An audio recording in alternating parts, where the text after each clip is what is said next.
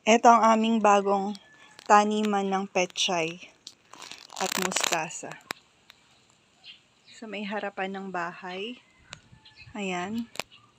Ganyan siya kalaki.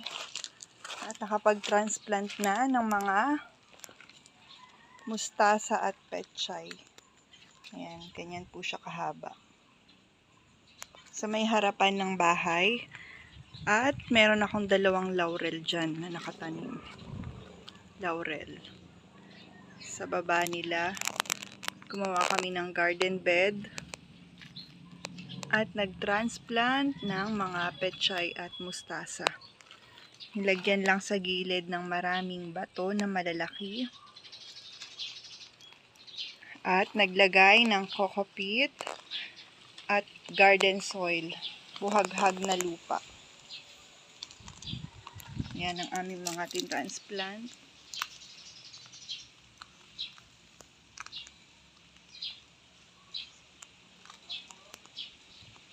Pechay at mustasa sa aming Maylis garden.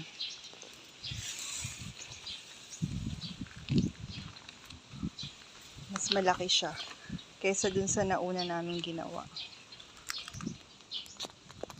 Tinanggal ko na yung mga aloe vera na nakatanim dito sa may harapan ng bahay. So lahat na ito sila ay mga gulay. Ayan yung pangalawa naming garden bed for the mustasa and pechay. At ito naman yung nauna naming garden bed na ginawa. Yung mas maliit naman. Pechay and mustasa din. Ayan. Yung mga nauna naming mga tanim. Ayan na siya. 4 na yung dahon. Ayan, may natumba. Pero malaki na yan. Buhay na po ito sila.